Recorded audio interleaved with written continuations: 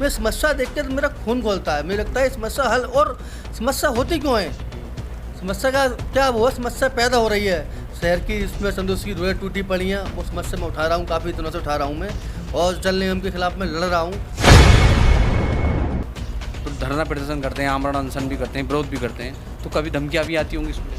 धमकियाँ तो जब स्कूलों के खिलाफ मैंने अभियान चलाया तो माननीय एसडीएम साहब, उनका नाम नहीं बताऊंगा मैं, उन्होंने मुझसे सभी भरी सभा में जहाँ स्कूल वाले बैठे थे मुझसे आतंकवादी बोल दिया था। ये तो चंदूसी का आतंकवादी है। आधा घंटे के अंदर मेरा वॉलंटियर वहाँ पहुँचता है, ब्लड देता है, उसका कोई भी पैसा, हालांकि लोग जूस पिलाती है ना, तो मेरा वॉलंटियर जूस भी नहीं पीता। मेरा मेडिकल स्टोर है कथल गेट पर, किसी को भी जो गरीब है, निर्धन है, उसका इलाज और दवाइयाँ मैं फ्री देने को तैयार रहता हूँ।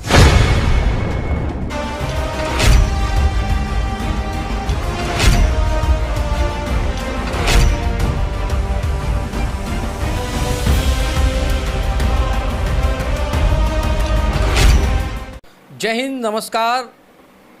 आज हम आपको एक ऐसी शख्सियत से मिलवाने जा रहे हैं जो शख्सियत समाज सेवा को लेकर चर्चित है।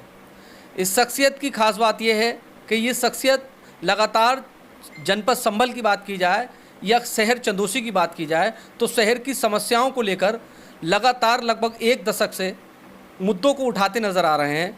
लगातार शहर की समस्याओं को लेकर धरना प्रदर्शन भी देते हैं, आमरण अनशन पर भी बैठते हैं और लगातार नेताओं से लेकर शासन से लेकर प्रशासन तक से गुहार लगाते हैं। और यहीं इनकी शख्सियत नहीं रुकती है, इसके बाद वह समाज से जुड़े हुए अन्य कामों में भी सक्रिय रहते हैं और लगभग 10 साल से लोगों को ब्लड डोनेशन के काम में भी लगे हुए हैं। और कई ऐसे लोग हैं जो आज भी इस समाज सेवी जो के हैं व्यक्ति, इनके फ़ैन हैं, इनके दीवाने हैं और इनके चाहने वाले हैं। और लोग ये भी अपील करते हैं कि इस तरह के और समाज सेवी अगर शहर के अंदर आ जाएं तो शहर की तस्वीर बदल सकती है। हम उन शख्सियत से आपका तारुफ करवाते हैं। इनका चेहरा मोहरा देख लीजिए, इनका नाम है अनुज बार्सने, जो कि लगातार अपनी समाज सेवा को लेकर इस समय सोशल मीडिया पर भी चर्चित हैं। और हम जानेंगे कि अनुज बार्सने कौन है, अनुज बार्सने कैसे इस फील्ड में आए और क्या इनका मकसद है। पहले हम आपके बारे में जानना चाहेंगे, दर्शक के अनुज बार्सने कौन है? एक सामाजिक कार्यकर्ता हूँ और आप आम लोगों से निकला हुआ एक आदमी हूँ। मैंने ऐसा कुछ नहीं किया, बस समाज सेवा की अच्छी लगती है, लोगों को अच्छा करता हूँ। बहरहाल अपने जो मुझे देना है उससे बेटर देता हूँ, लोगों के काम आ सकूँ। लोग मुझसे उम्मीद करते हैं, उस उम्मीद पे मैं खरा उतरूँ, उनके लोगों के काम आ सकूँ, ये मेरा उद्देश्य है। अच्छा अनुज जी, क्योंकि आप चंदोसी के ही रहने वाले हैं, यहीं से आप सारी आपने शिक्षा भी ग्रहण की, यहीं समाज में आप यहीं रहते हैं, आप व्यापार भी करते हैं, अपना दवाइयों का भी आपका काम है। आप ही क्यों लगता है कि शहर के मुद्दों को आप ही को उठाना चाहिए, और लोग क्यों नहीं ध्यान देते इस पर? अब ये तो उनकी कमी है, मैं नहीं जानता क्यों नहीं उठाते। फिलहाल मुझे समस्याओं से बहुत, मैं समस्या देख के तो मेरा खून खौलता है। मुझे लगता है समस्या हल, और समस्या होती क्यों है, समस्या का क्या वो समस्या पैदा हो रही है शहर की। इसमें संतोष की रोडें टूटी पड़ी हैं, वो समस्या मैं उठा रहा हूँ, काफ़ी दिनों से उठा रहा हूँ मैं, और जल निगम के खिलाफ मैं लड़ रहा हूँ। हाँ, बोना उनके सामने साबित हो रहा हूँ मैं, लेकिन संघर्ष मेरा कम नहीं होता। रोज़ उनके खिलाफ कुछ ना कुछ आंदोलन करता हूँ, आगे भी करूँगा, भूख हड़ताल भी करूँगा मैं। और कई ऐसी समस्याएँ हैं कि मैं, अब मान लो रोडों की समस्या है, लाइट की समस्या है, समस्या कोई भी हो, मैं समस्या के खिलाफ हूँ। मैं किसी पार्टी के खिलाफ या किसी प्रतिनिधि के खिलाफ मैं नहीं आता, मैं केवल समस्या जो होती है उसके खिलाफ जाता हूँ बस। हमारी पहली आपकी मुलाकात सन 2012-13 में हुई थी। उस समय आप इस जो हाँ, आप छात्र राजनीति में सक्रिय थे और उस समय पर आप जो है ये प्राइवेट स्कूलों की जो मनमानी थी उसके खिलाफ आप लगातार प्रदर्शन करते नज़र आते थे। उस समय शायद समाजवादी सरकार थी। संघर्ष उस समय भी समाजवादी में भी जारी था आपका। अब भाजपा के कार्यकाल, अब भाजपा के समय में भी आपका संघर्ष है, तो कब तक जारी रहेगा शहर की समस्याओं को लेकर? मुझे लगता है संघर्ष शायद ख़त्म नहीं हो, संघर्ष मेरा हमेशा ही होगा, समस्याएं ख़त्म नहीं होंगी, सरकार किसी की भी हो। संघर्ष करता हूँ और आगे भी संघर्ष करूँगा, क्योंकि समस्याओं का निदान तो मुझे लगता है नहीं हो पाएगा, एक नई समस्या उत्पन्न हो जाती है। मैंने स्कूलों के खिलाफ अभियान चलाया था, जो प्राइवेट स्कूल है मनमानी करते हैं। एक जो किताब मामूली 50 रुपये की आती है, उच्च लगाकर 300 रुपये की देते हैं, और अभिभावकों को लेनी पड़ती है, कोई मजबूरी होती है, कहाँ जाए, बच्चा उनको पढ़ाना है। तो पहले मैंने 2007 में हाँ, 2007 में मैंने स्कूलों के खिलाफ अभियान चलाया, जो अब भी चलता है। स्कूल खोलेंगे, मनमानी करेंगे तो उनके खिलाफ मैं आमरण अनशन करता हूँ, सब कुछ करता हूँ मैं। और ये समस्या जो आप कह रहे हैं कब तक चलेगा, ये तो मुझे लगता है जब तक मैं जिंदा हूँ तब तक मैं करूँगा। अच्छा, अभी आपने फ़िलहाल में जो पूरी मुहिम छेड़ रखी है वो ओवर ब्रिज को लेकर, जो अंडरपास को लेकर पूरा छेड़ रखा है, उसके साथ मेरी बहुत पुरानी अभी की नहीं है मुहिम, ये मुहिम मेरी 10 साल करीब पुरानी है। तकरीबन 5 साल पहले मैंने भूख हड़ताल करी थी। 5 दिन में भूख हड़ताल मैंने की थी स्टेशन परिसर में। तो DRM महोदय आए थे, उन्होंने मुझे जूस पिला के आश्वासन दिया था कि इस समस्या का हम समाधान करेंगे, लेकिन तस की मस वो समाधान नहीं हुआ। मैं शहर की प्रमुख समस्या फ्लाईओवर है। वहाँ से तकरीबन डेली 5 लाख लोग उस फ्लाईओवर से निकलते हैं। उस फ्लाईओवर के दूसरी पार जिधर मंडी है उधर अग्निशमन का एक ऑफिस बना हुआ है। शहर में कहीं आग लगती है तो गाड़ी वहीं फंस जाएगी, वो आग और विकराल हो जाएगी। सेकंड, अब कोई गंभीर मरीज चंदोसी से मुरादाबाद जाता है और आधा घंटा भी अगर उसमें फंस गया, आधा घंटा तो मामूली फंसना होता है, वहाँ अगर फाटक बंद अगर हो गया तो आधा पौने घंटे के लिए वो बंद हो गया तो वहीं पर भी उसकी मृत्यु हो जाती है। तो शासन, प्रशासन, रेलवे अधिकारी इतनी बड़ी समस्या की ओर ध्यान ही नहीं दे रहे। मैं ज्ञापन देता हूँ, उतने लोगों को मैंने ज्ञापन दे दिया, हालांकि लेटर मेरे पास आते हैं, आश्वासन भी मिलता है। फिलहाल मैं करीब 8-9 दिन पहले मंत्री जी जो हैं चंदोसी, उनसे मिला था। उन्होंने मुझसे हाथ मिला के वादा किया है कि 3-4 महीने के अंदर एक फ्लाईओवर चंदोसी के लिए दिला के मानूंगी। और मुझे लग भी रहा है मिल जाए, क्योंकि अभी शासन की ओर से 300 फ्लाईओवर पास हुए हैं। अब वो कहाँ दिए जाएंगे, वो तो प्रतिनिधि चाहे जो चंदोसी के प्रतिनिधि हैं वो मांगे तभी तो मिलेगा, बिना मांगे तो शायद कुछ नहीं मिलता।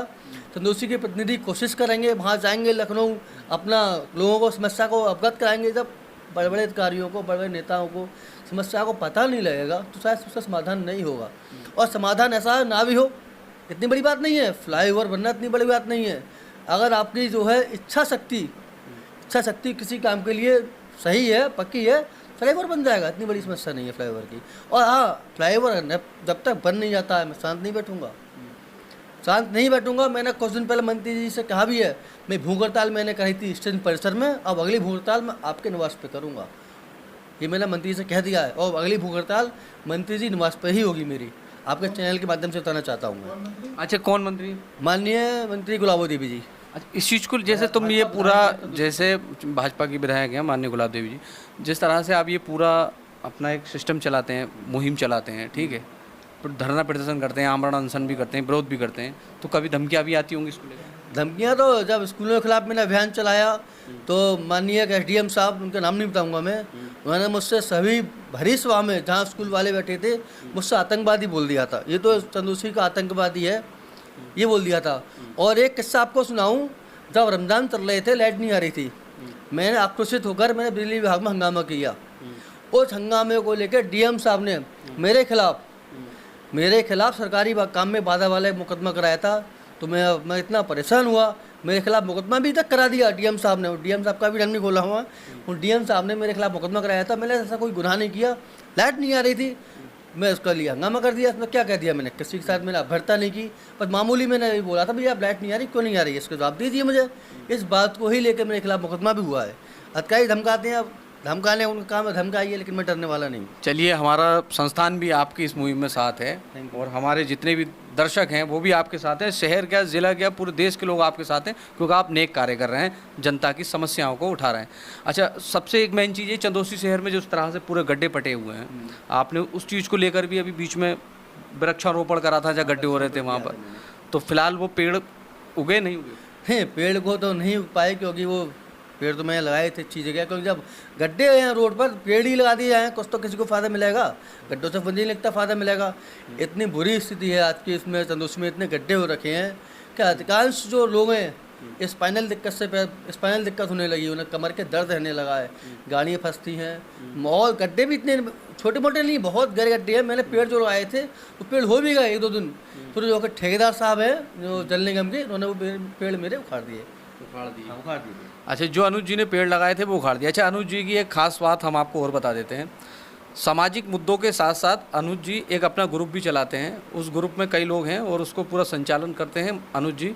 एक ब्लड ग्रुप चलाते हैं, जिसको भी इमरजेंसी ब्लड की ज़रूरत होती है तो अनुज कहीं से भी व्यवस्था करते हैं, क्योंकि एक उनके संगठन है उनका, उसमें लगभग 15 से 20 लोग हैं जो एक दूसरे की इस तरह से हेल्प करके जो कि मरीजों को फ़ायदा, किसी की जान बचे।